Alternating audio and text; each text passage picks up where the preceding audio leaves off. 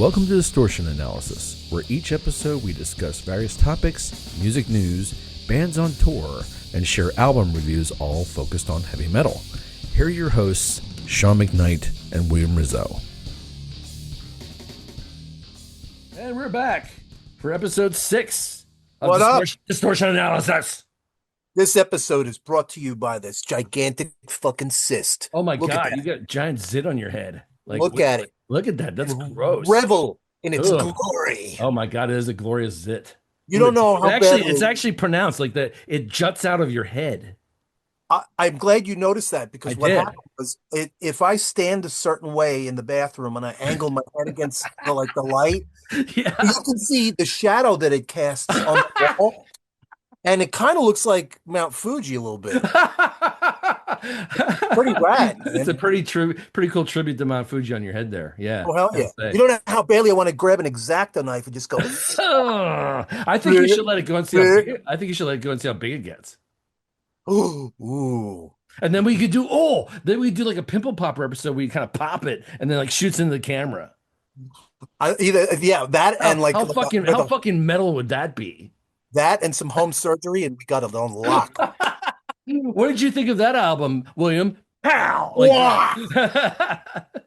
Take my explosion of juice. And explosion of juice is a good intro to our episode here. So in this episode, we just did an interview with an old buddy of mine named Jimi Mitchell. So we're going to be cutting to that as far as our topic for this episode's podcast. And then when we come back from the interview, we'll be back to music news and stuff like that. So, but with no further ado, here is our interview with Jimi.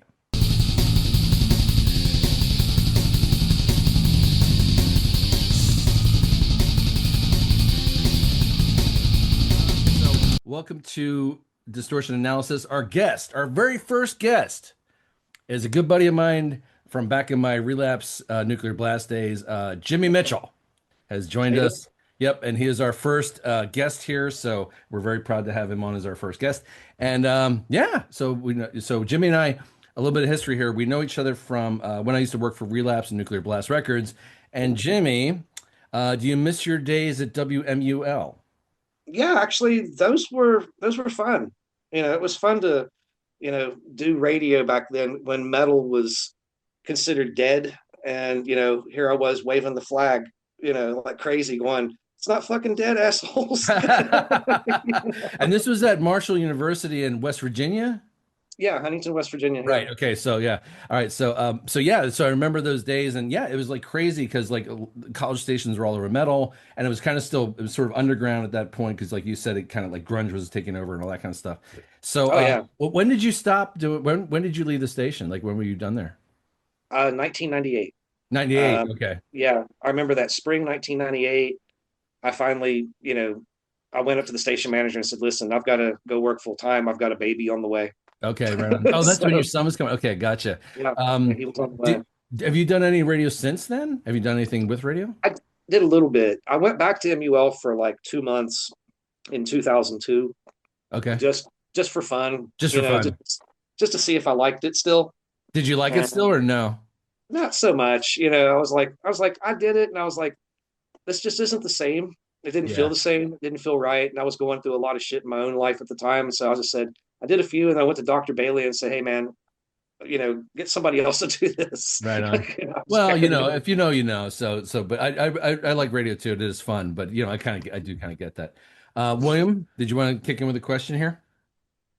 Sure. I guess I could lead up to the question by way of just kind of a mini introduction, since you know him, you guys know each other very, very well. This is the first time I'm meeting Jimi. So to the listeners, Jimi is an accomplished solo guitar recording artist who recently appeared at NAMM.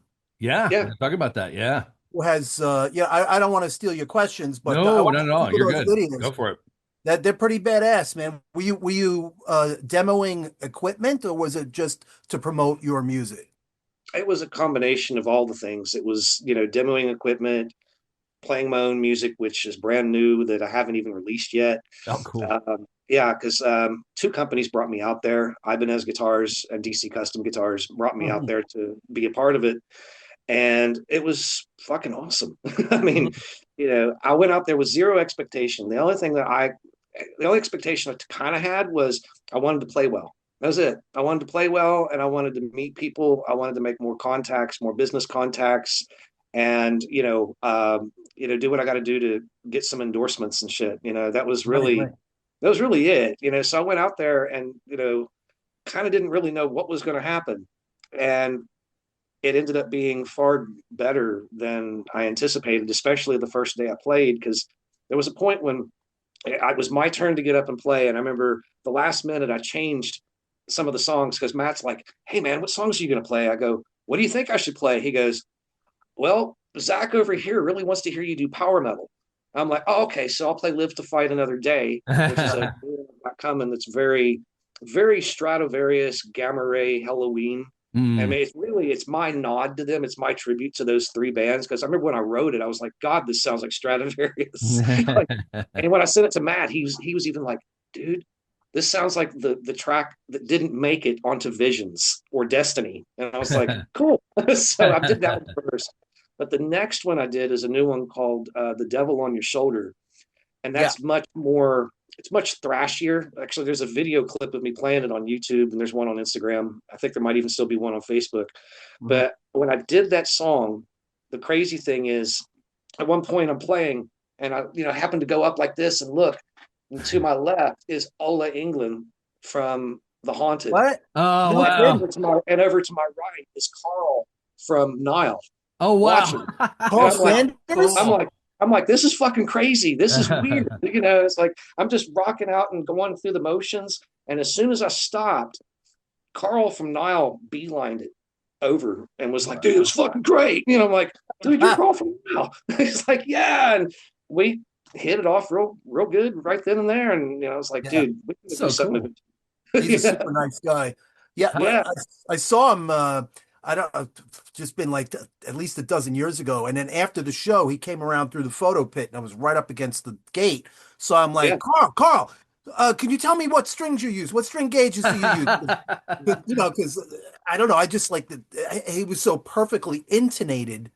Yeah. The guitar was just perfectly set up. And so he rattled off this very esoteric sounding set of string gauges. Yeah. I don't remember, but it was like a hybrid set that he had put together. It was pretty cool. Nice. Yeah. How did you get invited to NAMM in the first place, Jimmy? How did that come to be? Well, I got a phone call from my buddy Matthew Mills, and he's like, dude, you're going to NAMM. I go, I am. Because I had originally planned to go anyway, and then looked at my finances and like, there's no way I can do this. Yeah. And then Ibanez came through and they pulled me out there, and I was like, Holy oh, shit. fuck yeah, cool. Wow. I get to do So this. it was through Matt. So he was just telling you, but they were planning on approaching you the way it sounded. Yeah, he's endorsed by him. So Oh, right on. yeah, he was kind of the messenger. He's like, hey man, guess what you're doing? And I go, But how did I don't know. Ibanez find out about you? Was that through Matthew? Was that through him? Yeah, I was gonna Oh, say a okay. combination of him and just like people on the internet going, dude, check this guy out. Oh, right on. So, Cool. and I've That's played Ibanez guitars off and on since 1995. So, it's like right now I've been playing Fenders for like since 2009, Mhm. but I do love Ibanez guitars, and I also love Jackson guitars. And Well, I was gonna say Yngwie Malmsteen was Oh. cringing somewhere right now. Just saying. and I have one of his guitars I actually. saw that. I saw that. Yeah. You had the cream kind of Fender. Um, Yeah. so what are your biggest influences as a player? Like when did you start playing guitar? I started playing guitar when I was 15 in 1990, actually on Christmas. Oh, I cool. originally started out as a bass player. Ah. I wanted to start to be a bass player like Steve Harris. That was Ah. my thing. I wanted to do that, and I started out doing that. And I was learning Black Sabbath songs and Maiden songs and Priest and Metallica and Merciful Fate. And eventually, I hit a point where I'm like, wait a minute, I need to learn guitar too, so I can write my own songs. Hmm. And so, it's kind of weird because like most guys I talk to that play the style I do, they typically, were inspired by a virtuoso to begin, what they were doing. And I was the opposite. I was a guy that was playing bass that wanted to play the guitar so I could write my own shit. and then, got into the virtuosos a little later on. But when I first started, I was playing Judas Priest songs. I was playing Merciful Fate. I was playing Iron Maiden, Obituary, Death. I mean, Slayer. That's what I was doing originally on guitar, And then in late 93, my buddy Andy Hott and I were talking about Yngwie Malmsteen one day, because I had this little cassette called Metal Forces that had Grim Reaper, Priest, Testament, not Testament, Vinnie Vincent Invasion, Metal Church, all this stuff on it. It was a big compilation that K-Tel Records used to put out in the 80s. I think I kind of remember that. K-Tel Records. K-Tel Records. K-Tel Records. And I remember the song I Am a Viking was the last song on the whole thing. And I was like, dude, that song's amazing. And I was like, the solo and then the outro. I said, that's so cool. He's like, dude, I've got an Yngwie Malmsteen video you need to see. And I'm like, really? And he's like, yeah. And it was Yngwie Malmsteen live in Tokyo, Japan, 1985. And that was it. I watched that, and I'm like, I remember when the song I'll See the Light Tonight happened and the pedal point bit goes on. I said, that's what I want to do. That was it. I went from there, and over the years I got into a lot of other guys. I got into Tony McAlpine. I got into Paul Gilbert. Of course, Eddie Van Halen's been in my musical DNA for the majority of my existence, because my dad played it around me, and as a little kid I wanted to be like Eddie Van Halen at one point. Right. So yeah, and George Lynch and Chuck Schuldiner, and then eventually Joe Stump, who became a friend of mine later down the road. So yeah, I got into all those guys and just kept going. And then as far as the metal part goes, I mean, God, I'm into pretty much every genre of metal except for what they called new metal, which was the whole Korn, Limp Bizkit, Deftones. That's not for me. For other people, sure. If you like it, great. But it didn't do anything for me. But all the other stuff did. Right on. Go ahead, William. Next question. All right. Let's see. You already kind of got into it a little bit by talking about the Ibanez connection and the Strat connection, but I was just going to ask you to kind of speak to the equipment that you're using in terms of guitars and amps, and whether do you prefer like true amp, straightforward through the amp, or modeling, or? I like both. I mean, I really like modeling a lot, because modeling, you can have a device that's no bigger than like that, and wow, you've got every amp sound in that box. That's actually what I've been using for almost 20 years. I use a Zoom G21U, and there's 20 different amplifiers inside of it. And the one that I use the most is a Mesa Boogie dual rectifier. Yeah. So like, if I could afford a Mesa Boogie dual rectifier, that's what I'd have, but I can't afford one. So, I've used a lot of different amps over the years. I've used Laney, Crate, Randall, Marshall, obviously. What was it? There was one other that I've messed with Black Stars, and I really like those. Okay. Those are good amps. Yeah, Black Stars are really good. Yeah. So yeah, I mean, I like them both. I'm not a diehard loyalist on one or the other. Right. I find, certain things are more convenient, especially for recording, or if, you're going to go do a gig and you've got a buddy that's got an amp, just go, hey dude, you care if I plug this into your amp and use your amp when I play? And they're like, yeah, or you could just go through the PA. Yeah. Yeah. So either one works. Yeah. Yeah. You don't need to lug around an 80-pound combo amp or a head in a cabinet and break your back. Yeah. We're all at the stage now where it's like, no, it's not happening. No, definitely not. It's funny you say that, because like I watched an interview with Kai Hansen on Instagram a couple months ago, and he was basically giving away all his, recording secrets and shit, and talking about, on this new record, we all use the quad cortex. And I was like, instantly I'm like, okay, I'm listening. It's like, well, what's that? Okay, so you're using the quad cortex. And he's like, and he said his amp setting he's using in that is a PV 5150. I'm like, okay, Old. yeah, it's like, that's a good sounding amp. And he said, he goes, don't get me wrong. I miss the days of going on stage and there's a wall of Marshalls behind us. He goes, but we're all old now. He goes, when you've got 7 people on stage, you really can't have all those amps behind you when you're trying to hear everybody, you know? So I get it, you know, Oh my it's God. like, it's, you No, know, it's it's a good good either way. solution. It's a great solution. It's amazing because I'm sure you remember when you first started playing Oh the yeah. the very idea of there being almost like a handheld, almost fit in your pocket type of Mhm. device that could emulate multiple different amps and do it well. Yeah. I didn't see it coming. Me either. I really didn't, because I can remember when, well, I remember when Line 6, you know, started coming out, and they were like one of the first companies to really start doing that amp sampling thing in a Yes. portable device.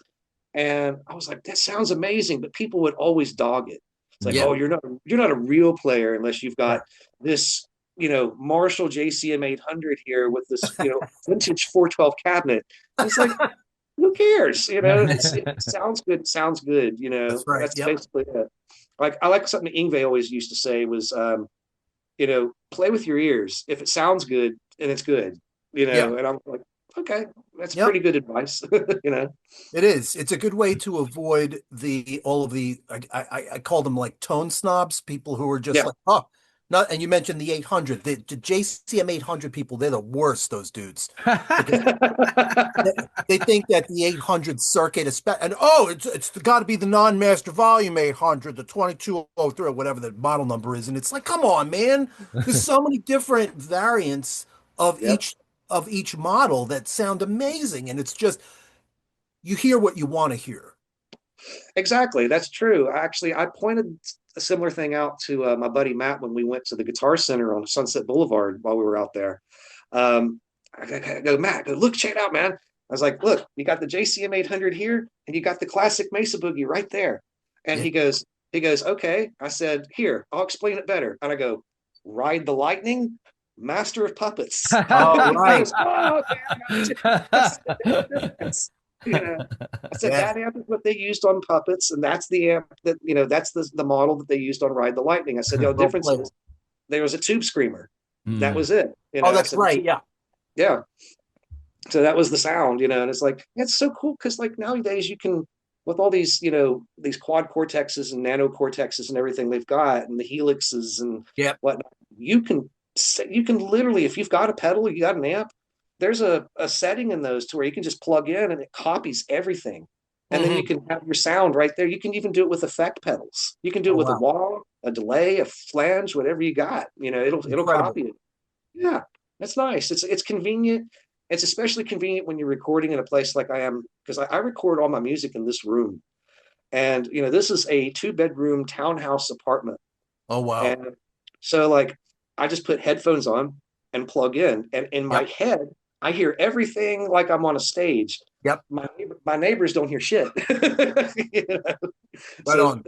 that's the great thing about those technologies is Mhm. you can really rock out and not disturb, you know, whoever's next door on the other Yeah. side of the wall. You know, That actually was one of my other questions was for recording purposes. Do you choose like an analog recording or do you use a DAW? I use DAW. Yeah, Yeah. I use Reaper. Reaper's my Uh-huh. DAW, and I have a Presonus interface. You know, that everything's I plug into that. It's just it's literally it's 2 plugins, Yep. and the rest of my setup's actually over on a table next to me. That's it. It's just I mean the box is literally no bigger than this. It's about that thick, Yeah. Yeah. and yeah, just plug in and go. It's great. Okay. Speak. And then you can adjust everything in the DAW. I mean, like if you want to add more warmth, you can. If you want to EQ it differently to change your tone a bit, you can. You know, Yes. Yes. it's beautiful. You know, that's what I like about all this Very stuff. customizable. Yeah. Yeah, Speaking of mixing and mastering, yeah. your song "Hell's in His Eyes." How did you end up working with Ralph Sheepers on that? Who ended up mixing and mastering it? So how did that come to be?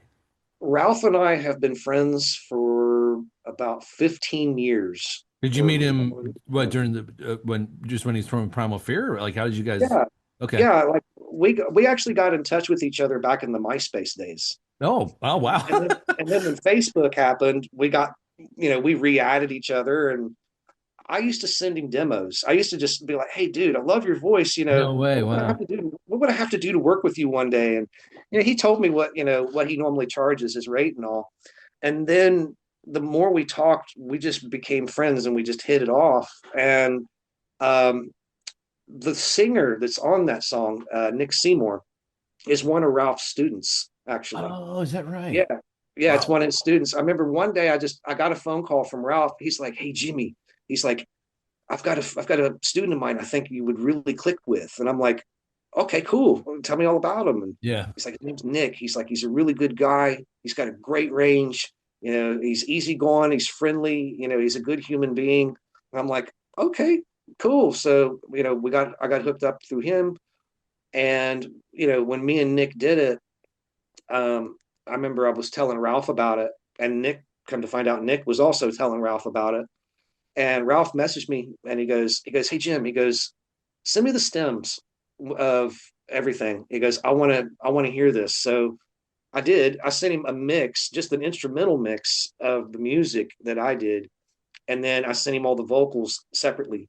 Yeah. And he took all the vocals and everything. And within an hour, he's like, "I'll do what I can." I'm like, "Okay." Wow. An hour later, he's like, "You're going to love this." And I was like, shit, it's not even an hour. And he did it that fast. He mixed and mastered that whole thing within an hour.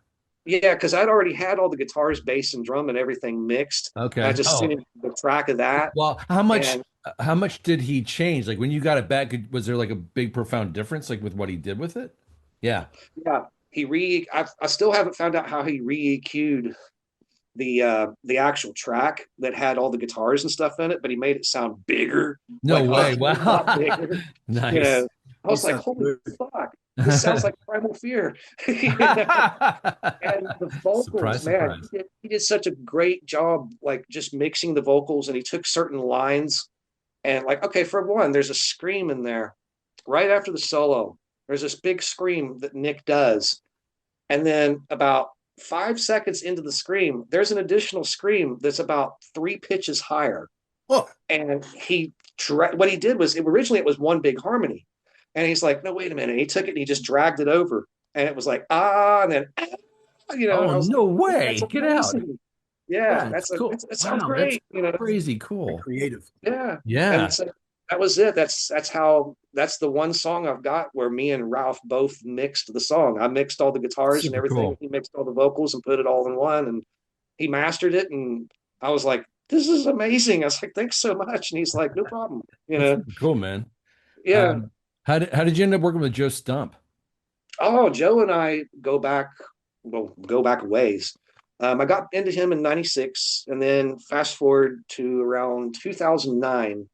I did an instrumental song called "The Three Wise Men," and this was before I was using proper drum sampling and everything.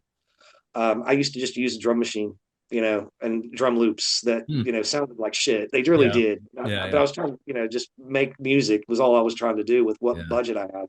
Trying to get done. So I came up with this idea, and originally it reminded me of Rainbow. I was like, "Ooh, this the riff I came up with was so Blackmore." And I was like, okay. So I wrote a track. Because I remember in the middle of doing it, I go, "Okay, I'm going to take the big three of neoclassical that I know of, which was Ritchie Blackmore, Yngwie Malmsteen, and Joe Stump, and make a track tribute, just a tribute to all three of them." And I did it, and I did a really cheap looking video with Windows Movie Maker on my old computer that I had back then. And I put it out, and my buddy Matthew Mills is like, "Dude, I used to take lessons from Joe. You really need to send this to him." And I said, "Do you think he'll like it?" He's like, "Dude, trust me, he's going to fucking love it." And I'm like, "Okay." So he sent it over to him, and he called Joe up and said, "Hey, you need to meet Jimi Mitchell. He's a big fan of your stuff. He's totally influenced by you. He's a real cool dude."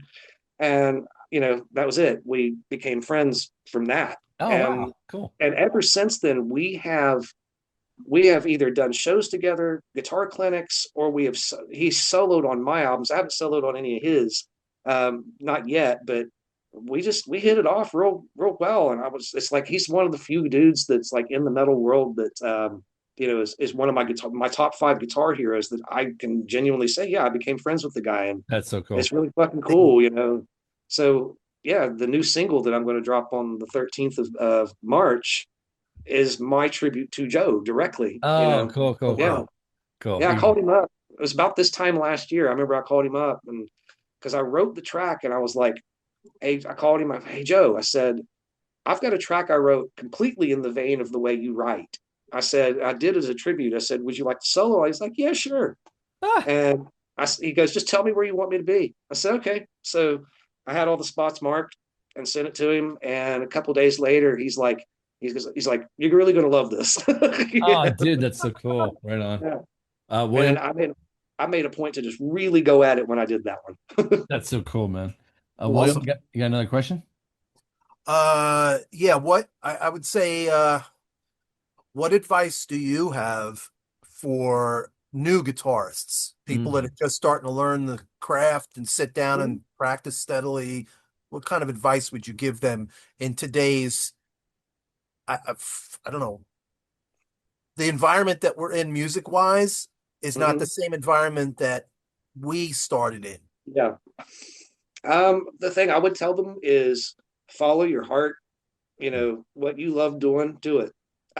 Practice as often as you can. The other thing is, you know, learn songs by the bands you like. Like sit down and try to figure them out. And if you need to, use tab.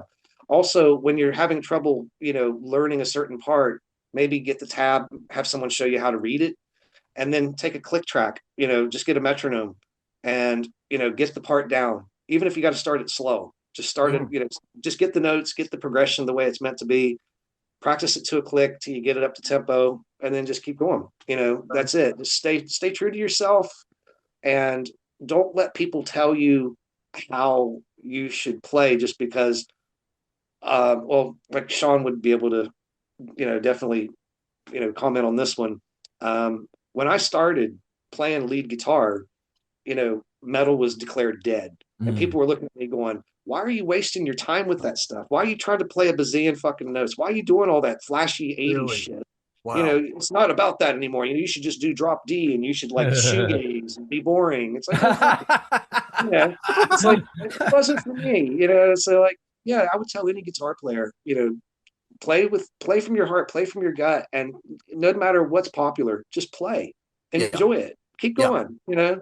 Because once you start, you're never going to stop. You know? What do you think of the current progressive metal scene, like that's kind of happening right now? Because there's, I mean, the classics are still around, like Hammerfall, Stradivarius, you know, Primal Fear, like all the big, those guys are still kind of hanging around. Are there new bands in that same power metal vein, you know, sort of that classic metal kind of influenced vein that you find are kind of on the horizon now? Yeah, actually, there's a few.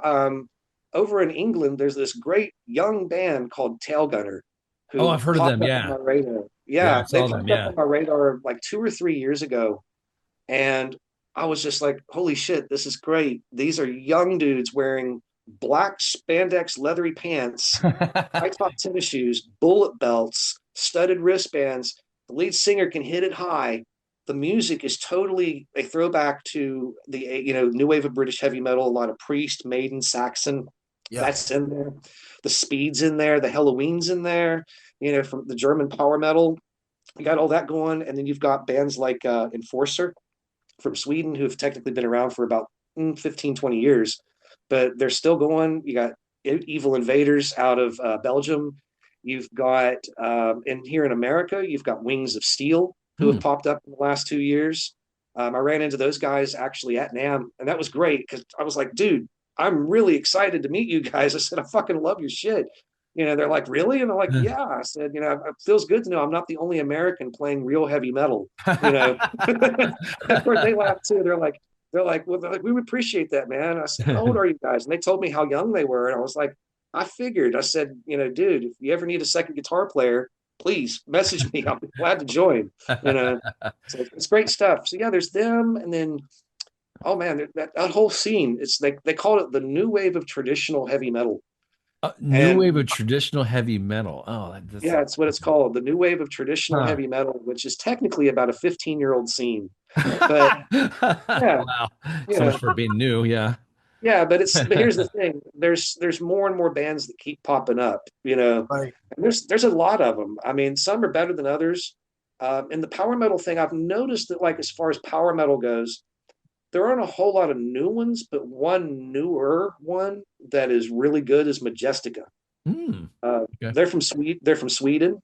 Uh, Um, it's Tommy Johansson, who originally had a band called Rain Z, and he'd started that band when he was like 17 or 18 years old, back in around, I want to say 2002, 2003. He was one of these YouTube guys who just, he was an early YouTuber, Huh. and eventually, Rain Z, I guess, bottomed out, and he ended up playing for Sabaton for a while. Oh, okay. Matter of fact, yeah, I remember it was around 2016, 2017.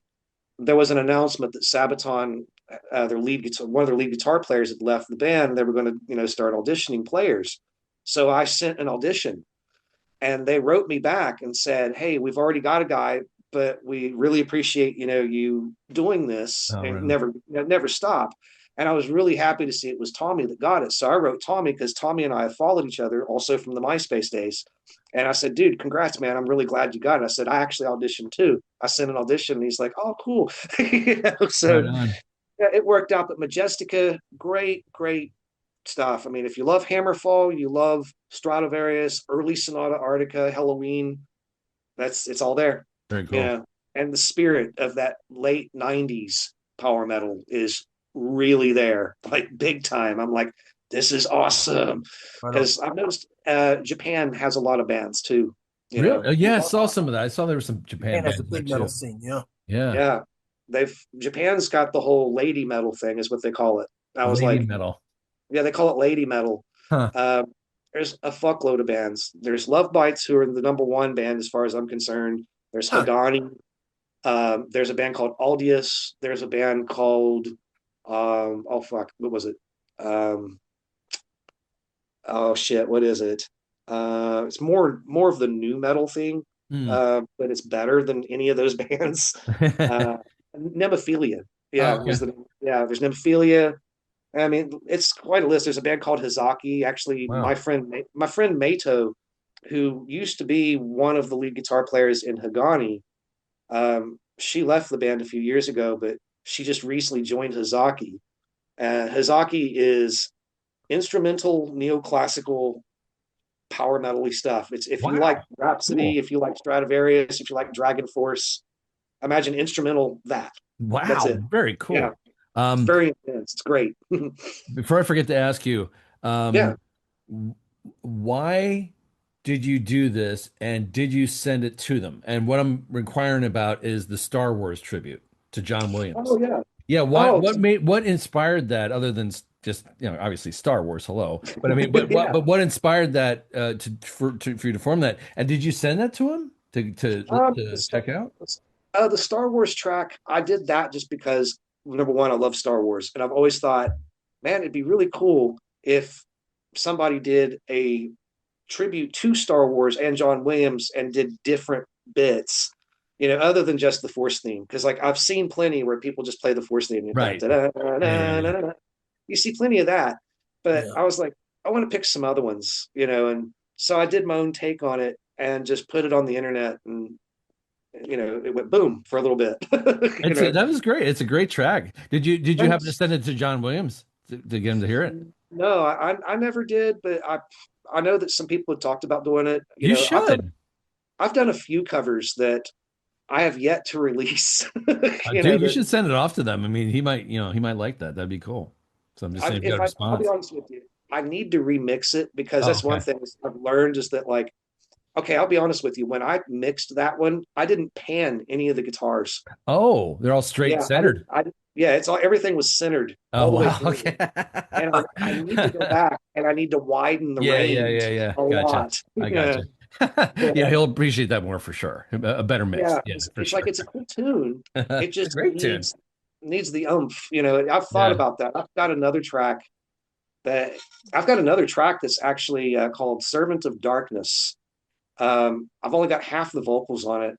I need to get it finished, but that one's the next thing as far as Star Wars goes. I've got another one too called The Force. So like I've written a few Cool. things that have to do with Star Wars. Very good. Hey, man, it's all good by me. William, we got anything else? Uh, you're talking about my favorite of all the tunes that Sean was kind enough to forward over to me, The Force is Yeah, definitely my favorite jam. thanks. Sean knows that I like to take a lot of notes when I listen because I can't remember shit. Uh, Mhm. I have excellent Gallop verse riff, Total Maiden. Uh, the chorus is melodic as hell. Sick melodic death outro riff. Yeah, You mentioned being influenced by Chuck and Death, and I totally yes. heard that. And Yeah, totally, dude. that melody that you're laying on top of the chorus, man. Yeah, I love those kinds of things. It's like, you know, Chuck was a big influence on me from, the get-go. Because like I always loved the fact that like Chuck would, for one, when he did all harmonies, they were always in sevenths or octaves. Hmm. And I Oh, thought that was really cool because like, he didn't do the traditional Maiden, Halloween, Queensryche type thirds, fourths, birds. fifths Yeah. and all that. It was always sevenths or octaves. And I thought that was a really cool approach that he took. And also the way he would play his riffs. I mean, if you really think about it, when you look at them just as they are, they're not too different from a Slayer riff, a Kreator riff, or even a faster Metallica riff. Mhm. But he had a certain way he did things and the way he thought that really just stuck with me. I like the fact that as he kept going, he kept evolving. Yes. you know, he kept going. He got more and more melodic, and he definitely fell more into more of what they call a prog metal kind of thing. It was more like Dream Theater fans could relate more to the later Death records, probably more so than Leprosy or Of Spiritual course. Healing. Oh, Yeah, yeah, definitely. but it's great stuff. I mean, all of it's great. And I love this Control Denied project too.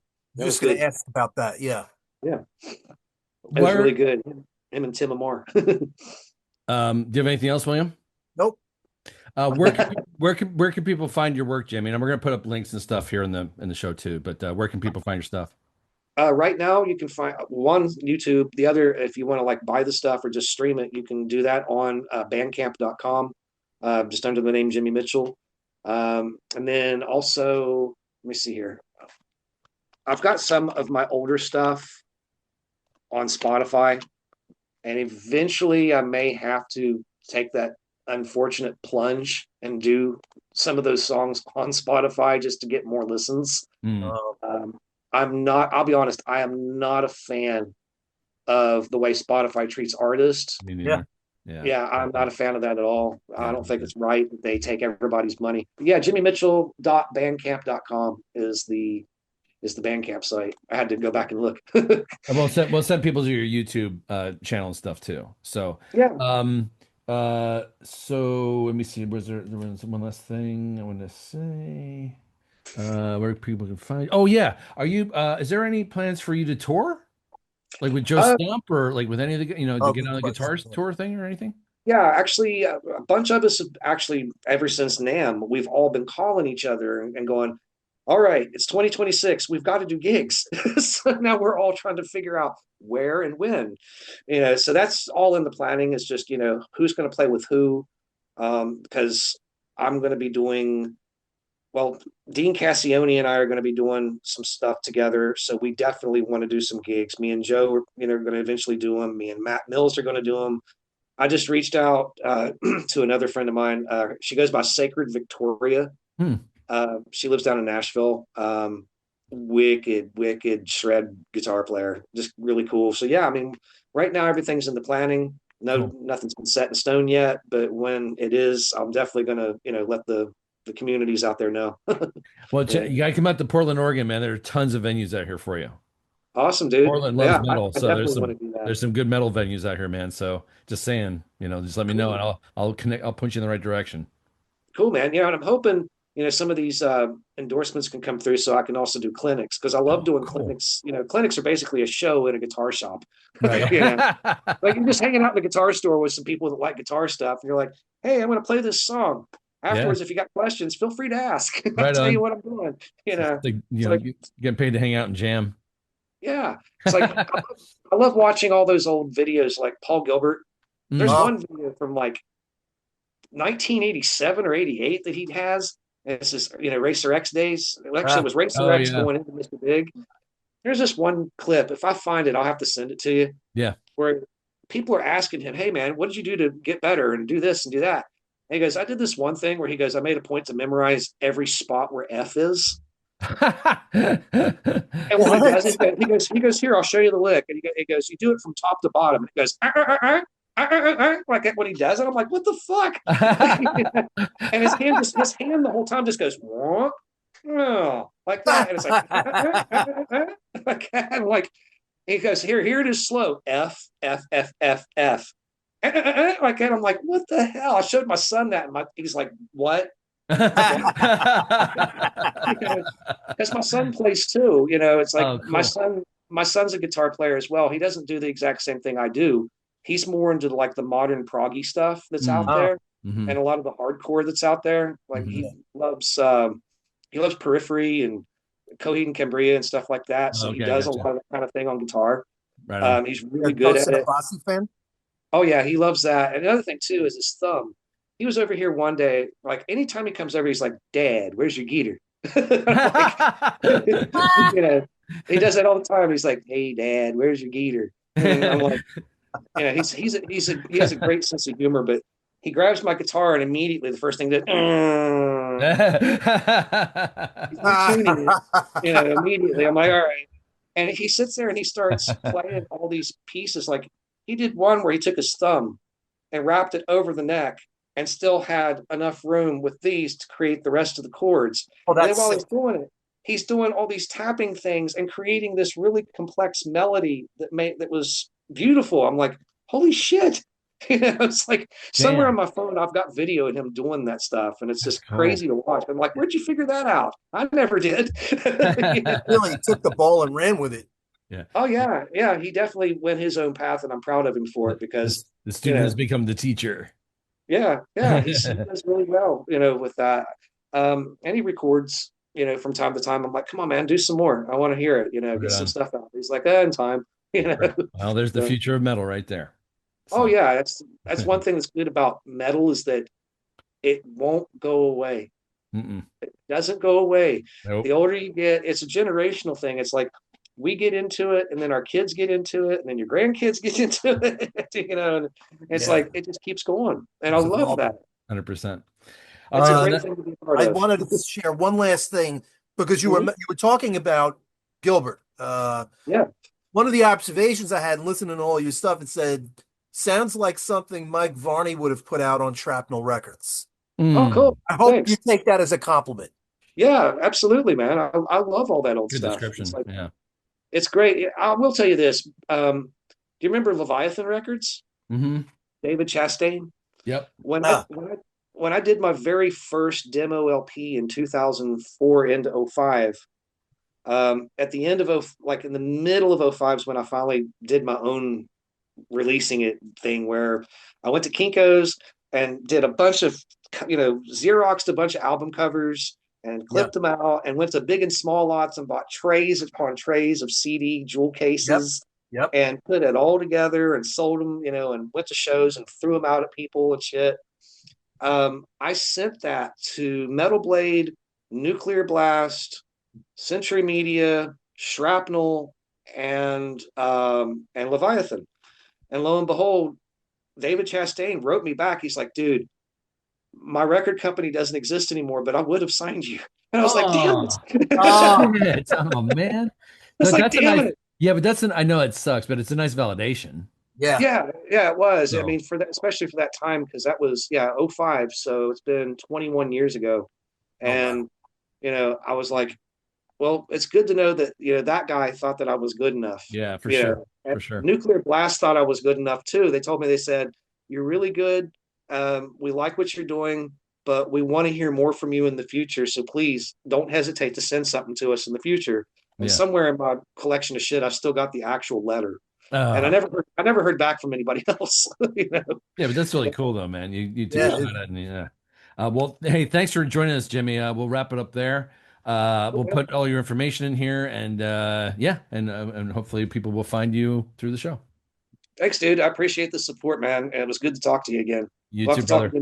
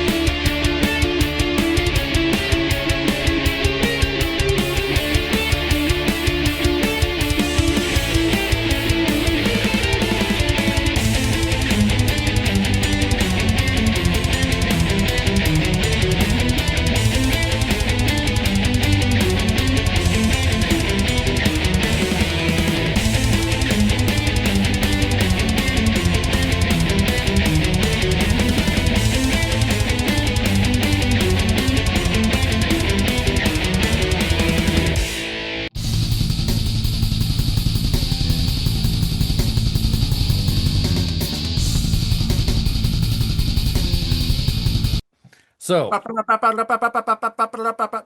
need the sound we need effect of like a that. news, yeah, like a news ticker kind of thing.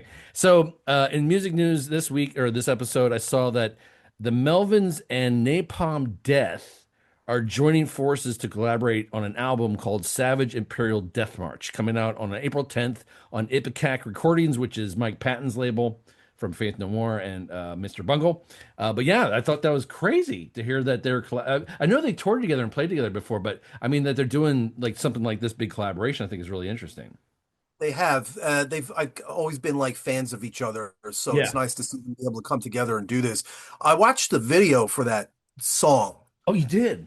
Yeah, and the music is fantastic. It's so crazy to hear because it's what's his name? Dale Crover, Yeah.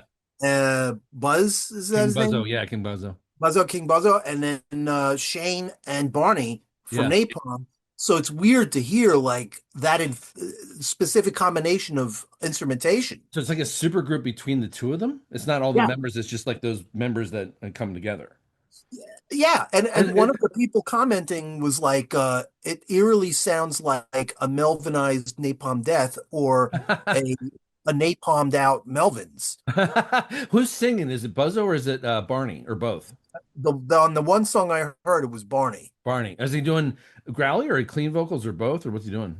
It's mostly like growling, like the Okay. screaming that he does. Yeah. Okay. I wasn't sure if he was No, doing but because but I it was just totally works. okay, cool. I have to go back and listen to it. I've not listened to it yet. I was just kind of reading about it. So, but Yeah. you think it does work then it doesn't sound like it's a messed up combination. No, no, no. They were right to do this. Right on. Okay, Yeah. so we'll have to check that out.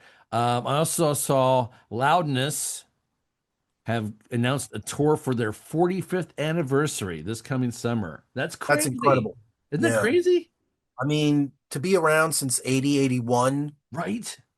and be able to pull off a large scale tour like that, not just a few select dates. Yeah. Is Yeah. it that one? I think the guitar player is the only original member, right? I think that's true. Yeah. Is it Kira Takasaki?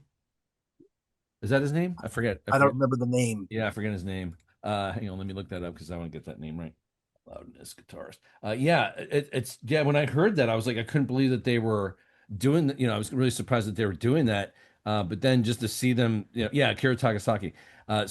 Yeah, I think you're right. I think he's still the only original member. But yeah, they've been around since '81. And are you a big Loudness guy?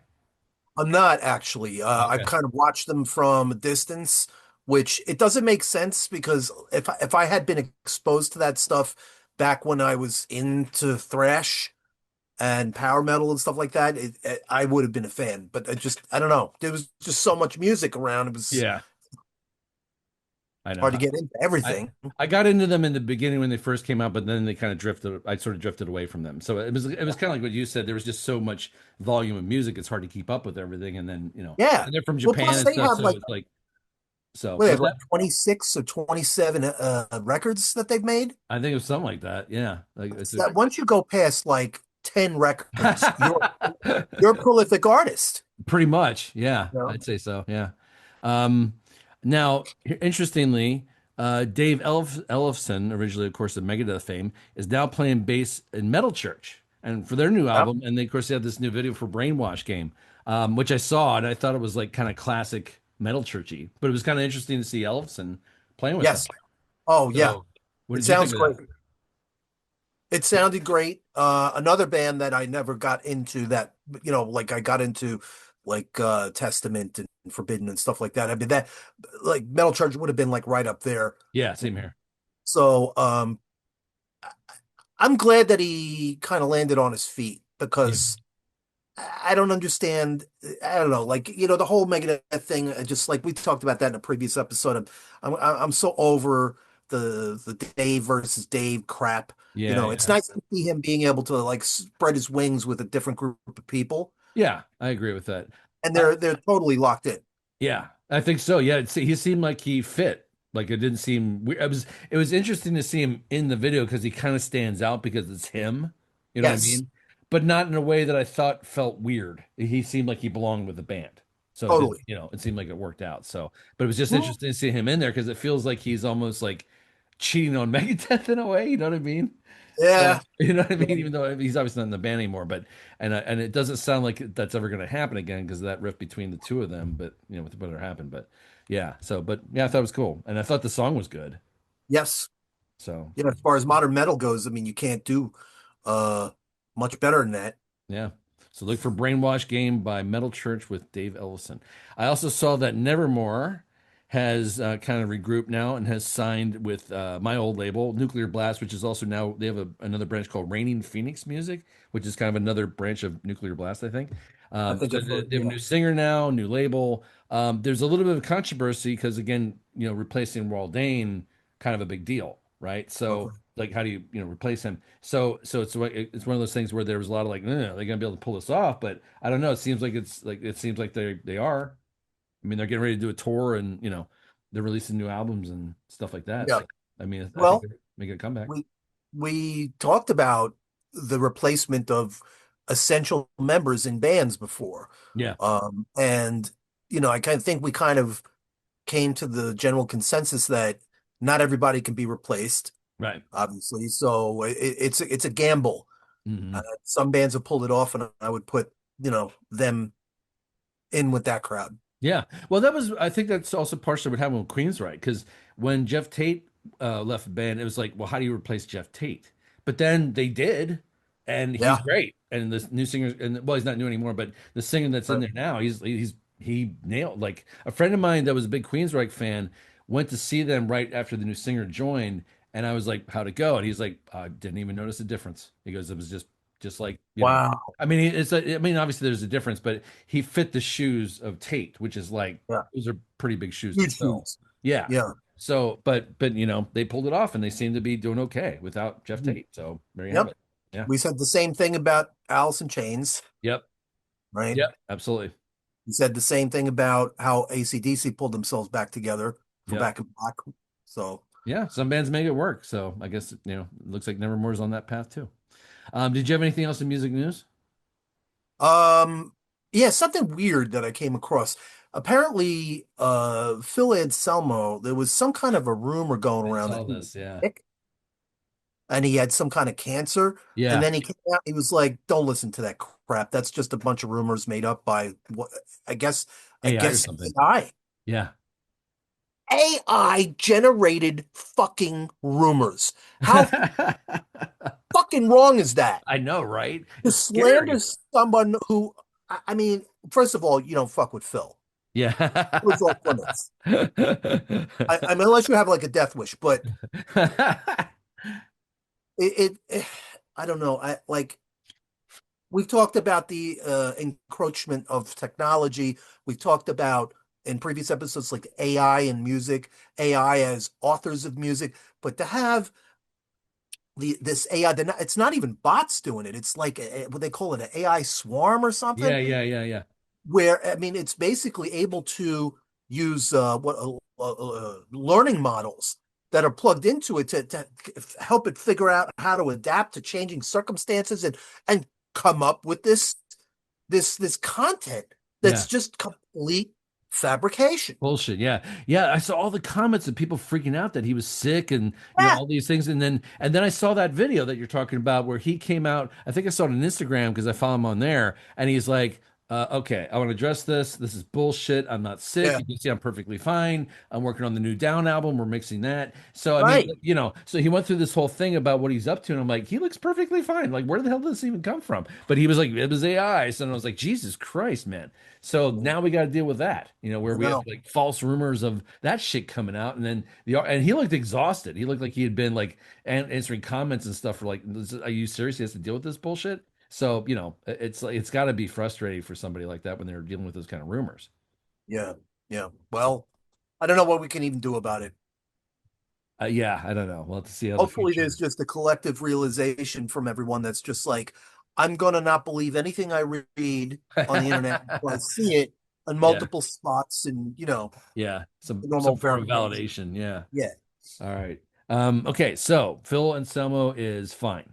So he's totally cool. just to let everybody know that. All right, so that means we're moving over into our album review of the episode.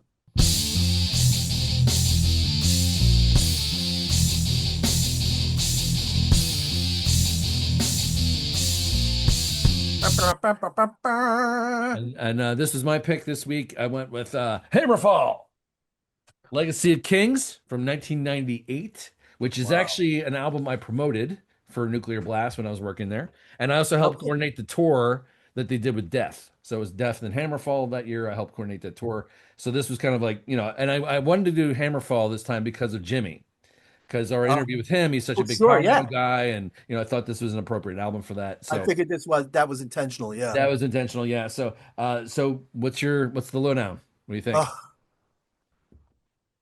Uh, So you're saying we each have two-sided, our notes. two-sided. Yep.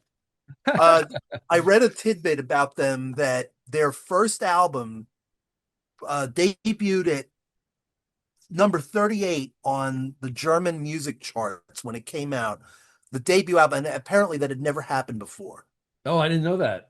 The Glory to the Brave album. Yeah, yeah, yeah, yeah.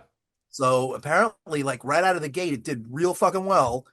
And then they, did whatever touring in support of the album, and then they went and recorded this thing, right? Yeah. So 1998. But man, most of my notes are repeats of the same words over and over again. Maiden, Priest, Queensryche, Fate's Warning. Oh yeah. Not that these are bad things. No. It's just I mean, it's definitely complimentary, but it's definitely a branch of metal that I never really got into very heavily. Oh, okay, cool. Yeah, and again, this is another example of had this come along when I was listening to more of like the speed metal and thrash metal stuff and really like digging into that stuff, I would have been a fan for life. Yeah, yeah, yeah. So Well, I now, think it. now, how does it resonate with you? Do you find it like, is it hitting home, or you're still not? It's still kind of lukewarm for you, or it sounds Oh yeah. repetitious, or like where do you land with it now? It sounds great. Like, I mean, the production is top notch. Yeah, totally. And the playing, there's a lot of talent. And I like it. It's not something that I would personally go out and buy, but it's definitely something that I would pull up on YouTube and play. Oh, gotcha. Cool. You know what I mean? Sure. Oh yeah. If I just want some metal playing in the background, this would be in the top 5 of the contenders. And man, I gotta tell you, the song Remember Yesterday? Yes. Yes. I must have played that song 20 times. That's my favorite. Such a good song, right? Yes, I love that song. Man, it's like it says great guitar intro, but it's totally Queensryche. Listen to the first line when he sings, can you tell me why it seems so hard to carry on? And he does that. Can you tell me why it seems so, he's doing the whole Jeff Tate thing, man. And it's just, it worked. Yeah. So as That's, the ballad, that's like that power ballad where everybody holds their phones up and goes like this now. So everybody does that. oh, yeah, because nobody has a lighter. Nobody has a lighter anymore, so that's what they do now. So it's the phone. So, but that's one of those songs where you hold up the phone and do that. Oh, sure, yeah. Yeah. But I enjoyed it, man. Everything was just so crisp and well recorded, and it's very clean. It's super clean. Yeah, the production's super clean. Yeah. What else do I have here? At the End of the Rainbow. Yep. Which is up to that. Clearly, someone here is a tone nerd. I'd love to know how they mic this. Everything is so clear. I wrote down for that one, feels like a song Dio would guest on and has a dark, foreboding tone to it. Right? Yeah. Well, that works. Yeah. Yeah. Yeah, man. It just Motorhead I got on one of these on back to back. Back to back. Yeah, back to back. I have I have this is the montage song you play when preparing for battle. So because at one point he goes, kill with power, and then just before the lead, just before he rips in the lead. So I was like, fuck yeah. I was like grabbing my Viking gear. I was grabbing, and I wanted an axe, and grabbing an axe and a shield. Let's fucking do this, So I was ready to, I was ready to rock with that song. So yeah. Yeah. Now there wasn't a bad song on this entire album. Yeah. I thought, for me, the first song, Heeding the Call, the way it kind of hits right out of the gate, you're already like, okay, I'm in. You know, it's kind of like Yeah. the galloping guitar kind of thing, and you're just kind of like in. It's got this whole great like real dual driving guitar kind of feel to it. I like that sort of Mhm. chunkiness with with the guitar thing that they were doing. And what I thought was one of the things interesting about that first song is that it's only about 4 minutes and 30 seconds long, but it feels like it's a big epic song, right? Yeah. It So I feels mean, longer. not yeah, it feels longer, but not in like a dragging out bad Right. way. It just feels Right. like Right. Right. grandiose, like it's this big, just sweeping song. So I thought that was really cool. Let me Um, ask you, let me throw a question out yeah, for yeah. for that song. This is going to sound weird, but I heard in the chorus, I heard Pachelbel's Canon in D. Oh, I don't know if I caught that, but I would not be surprised that was in there. Go back and listen to it I'll have to when go you back and listen to that. Yeah. just Okay. so I know I'm not crazy and thinking that I kind of That's hear. it. That's in the middle of that's in there somewhere. I have to go back and Yeah, listen to that. Okay. It's it's like like a the it's strains a, of it. It's speeded up, obviously, okay. because Yeah, the yeah, yeah, original yeah. classical piece I'll is go back and slower, but listen to that. I'll have to listen to that. yeah. So and also I was listening to the title track Legacy of Kings, and let me see. I have down here that this should be on a soundtrack with some warriors battling in a field somewhere in cold, grassy, wet grass. Very wet grass.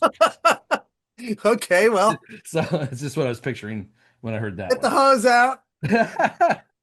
Gonna wet that grass down a little bit. Let me see here. What else did I have? Blah blah blah blah blah. Oh yeah, there's a lot of like I felt a lot of like battle stuff here. Like Dreamland felt like a something you would march to Yeah. if you were forming like battle lines and shit like that. So I just feel like Mhm. I feel my inner Viking come out with these guys. The only thing that I thought was let me see, what was it? Warriors of Faith and what was it? Stronger than is it stronger than All. yeah, stronger than all.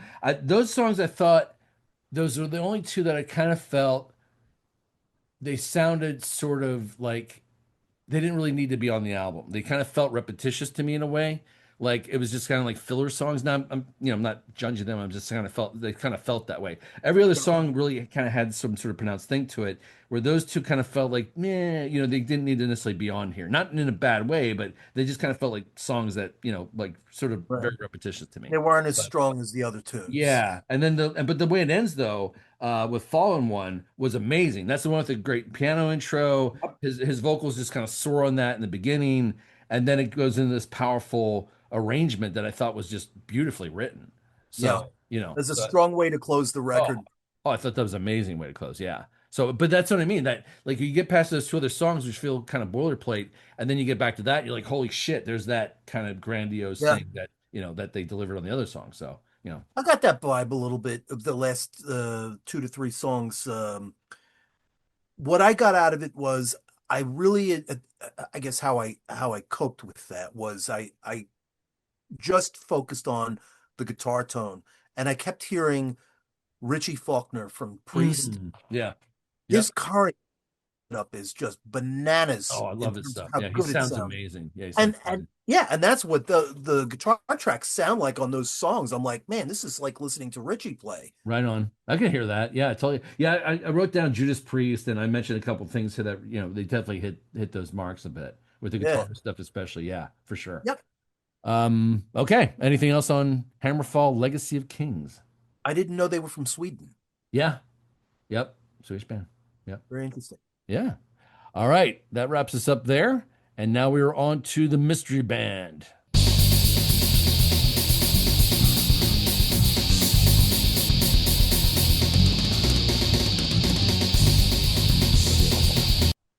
And again, this is my choice. Now, just FYI, I did go back and listen to Modred in this life. Oh, yeah. So just so you know, from 1991, and I wrote down some notes on this one. Now I won't do the whole review, but here's my overall notes. Right, All right. um, dirty, nasty punk metal, Yeah. a band you'd find in a club next to a porn theater in Times Square in 1979. I But love it. but yet complex and dare I say progressive too. Like that second song, the way it starts with the bass, I'm like, holy shit, where'd that come from? Yeah. So, but I was Yeah. like, God damn, those guys can play. But the hooks were interesting. It was very unique. And I Mhm. just thought it was something that, why did I not hear about this? Yeah, I don't know. I think I mentioned last time that I only knew about it because I think I caught it on WSOU. Oh, okay, that's it. So they never really got anywhere. No, I mean, I remember hearing the song Falling Away Yeah, uh, a couple times on the radio, and I'm like, oh, I'm going to go buy that album. And I felt like that was the strongest song on the record. yeah. I mean, it's no slouch, and it's definitely very distinctive for its time. Oh, for sure. Like that's one of the things that it stood out to me like crazy, just the style of it, and it's like this mixture of like kind of metal and punk, and but it's got this dirty, nasty kind of like bluesy thing going on at the same time, Yes. and it just feels gritty, but also like you just want to listen to like more of it. Like Yeah. I wanted more, so I just thought it was really cool. Cool. Now you had a chance to listen to Grief now, right? Zeal and Ardor. Oh, yeah. What'd you think? I think I drunkenly. I didn't get to talk to you, but I just know you listened to it. So, and I know Yeah. you seemed excited about it. So, what'd you think? Oh, it's well, I'm trying to think back to it now. I mean, it's very modern sounding, Right. obviously, but Yeah. the tightness is on another level Yeah. in that music. And I watched a live clip Oh of yeah. one of the shows after I listened to the record, and they're crowd killers, man. Oh, dude, I saw them. Yeah, they're incredible live. Oh, Incredible. really? Yeah, I saw them here in Portland. So yeah, incredible live, man. I saw them here at the at the Wonder Ballroom. But yeah, Yeah. I really wanted to go out and seek them out because they were just so good when I saw them. They're the way that they put together their music is just different enough to help them stand out, Yeah. but it's similar enough to a lot of the other proggy stuff, like what we were talking Yeah, about, 100%. Yeah. Jimmy, that it like fits in with that genre of it. Yeah, it doesn't come off as like being pretentious, No, right? no, not at It's all. like It's all honest heart, and feels very all heart, grounded and yeah, for sure. totally. Cool. I just want to see if you had Yeah. listened to it. Oh Okay. yeah, yeah, yeah. Okay, so I got my mystery band for you this week. Is actually another band from the 90s. They had one album, kind of like Mordred. I don't know if you heard of them or not, but it's a band called LSD, Life, Sex, and Death. I've heard of it. Okay. There's an album called, they only have one album called The Silent Majority. Okay, Okay. so that's your assignment to listen to that before the next episode. Okay, so that's your mystery band. And we'll talk about them more then because I know all about that band. I've seen them like 4 times. I know their history. I'm a huge fan of that album. And it kills me that they never got anywhere because they came out like 90, 91 somewhere. And they came out right when grunge was starting to take off, and like sort of the hard rock stuff was kind of getting crushed by grunge. So their Yeah. timing was bad, and they had this big contract that they signed and stuff, but they had this combination of kind of these two things that were against them. One, the scene shifting, but then secondly, they had this really unique singer named Stanley. Now, I'll elaborate more, the next time we talk, but basically Stanley was kind of like it's a guy named Chris Stan who was actually he had played with the guitarist before when they were still playing in Chicago. And what they decided to do was this sort of gimmick, though. So they made this character called Stanley, and he was sort of, the story goes was that the band was recording in the studio one day, and then Stanley kind of wandered in from the street, and he was this homeless guy, and then they kind of had him sing, and then he became part of the band. So that's kind of the story. Now the persona, though, they played it up like crazy. Like they made him really homeless. Like I saw them, like I said, 3 or 4 times. I was right up front. I saw them at Dobbs in South Philly, and I saw also at TLA, the Theater of Living Arts in South Philly. And every Yep. time I saw them like twice at each venue thing. Every time I saw them, I was right up at the stage, and Stanley stank like hell. You could smell him like, like 10 feet away. He just, because he never bathed, he played up the role of being homeless. So before they would play, he would be sleeping out by the dumpster while the band was in the green room. He would be like stalking up and down South Street, like terrorizing people. They'd be like freaked the fuck out because they thought he was some homeless whack job. And then he'd go in and sing and then play on stage with them. So and he did these crazy Whoa. dances and stuff. So I think they were trying to bank on the persona of him just making him different. But Yeah. then people didn't. I don't think they got it, and I think if anything, they found it off-putting. So I thought it was an interesting gimmick. I mean, the smell was a little bit to deal with, but the son of a bitch, man, he is like, wait till you hear his voice. and he does this like a cappella stuff. He plays piano, and he's just like this amazing singer. He's got this gritty bluesy kind of voice to him. And and if you get a chance, try to look up.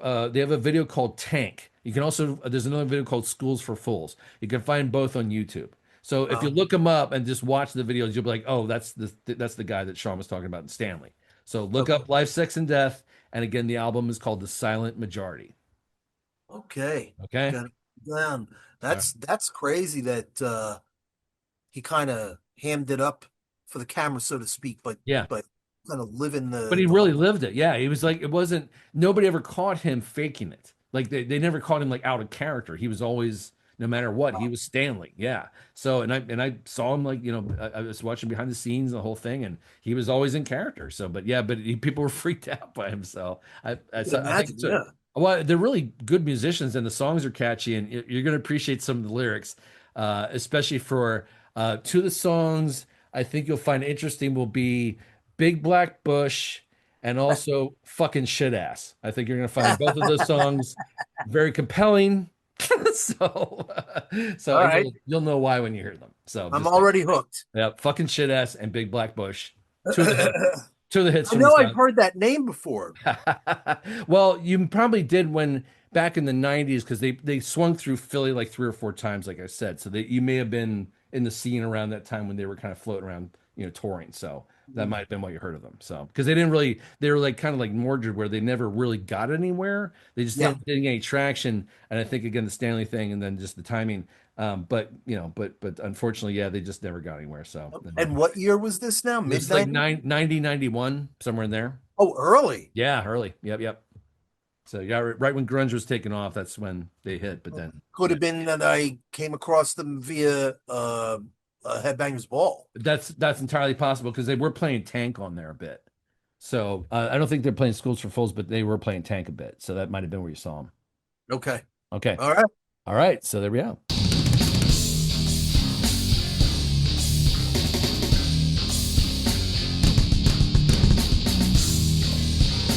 All right. Last thing, wrapping up with live shows and tours that we are keeping up on.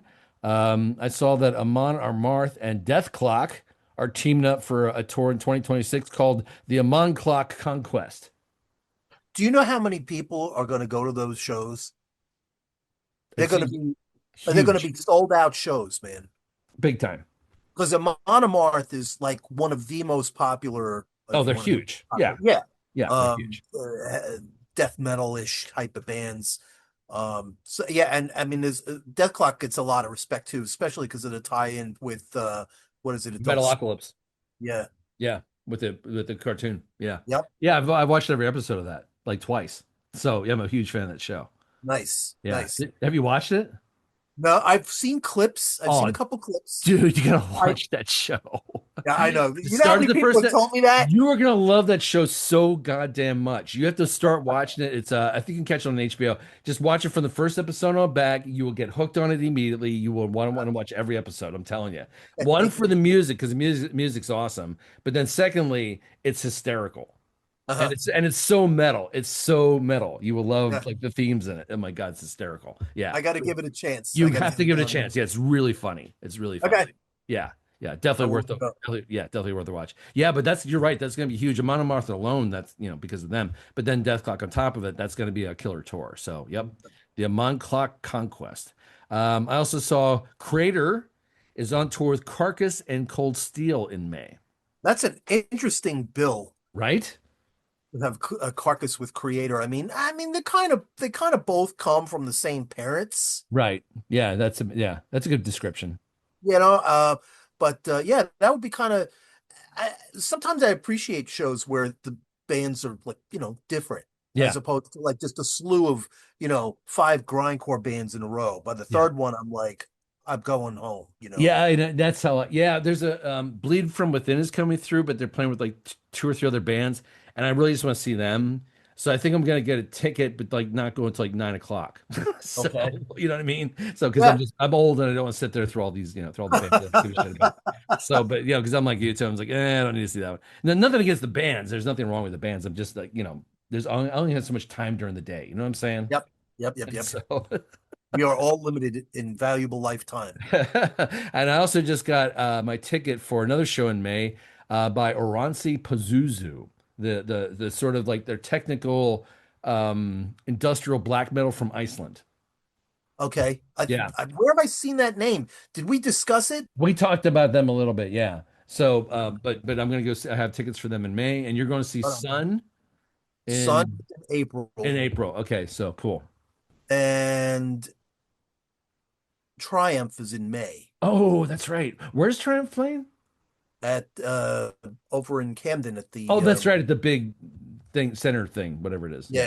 I They don't know. keep changing the name. They changed the name of that place like 10 times. I can't I keep up know. with it. Yeah. Okay. So looking forward to that. And interestingly about that, 2 weeks ago, I went to pick up a guitar from this dude that lived about an hour away from here.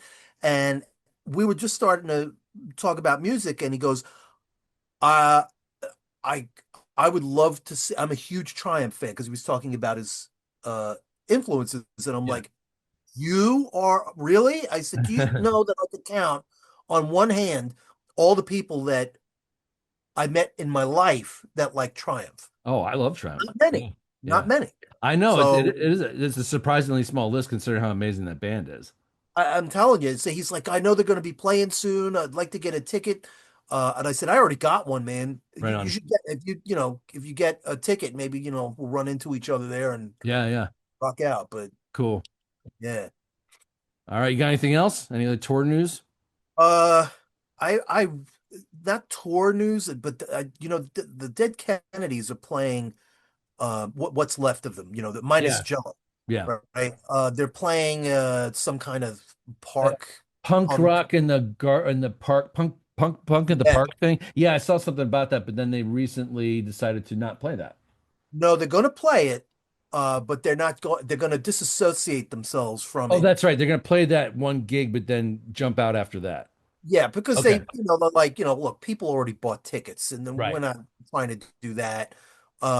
But Biafra was like, I never would have gotten involved in that in the first place. Yeah, That's and against everything the Dead Kennedys were about. well, and the controversy, just so everybody knows, is that the person who organized the festival itself has been they did some investigation. They found out that he was a big MAGA contributor, so he contributed to Trump and all that. And of course, Biafra and those guys in general very anti Trump and government in general. So, but that was where they didn't know when they were getting involved. So that's hence the controversy.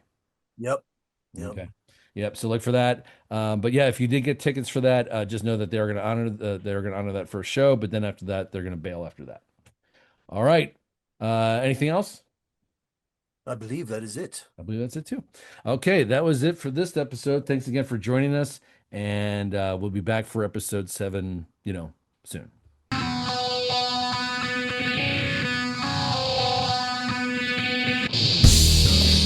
Thank you for joining us. Please share our podcast with anyone that appreciates heavy music. Be sure to visit our social feeds and drop us a comment with your thoughts on the podcast.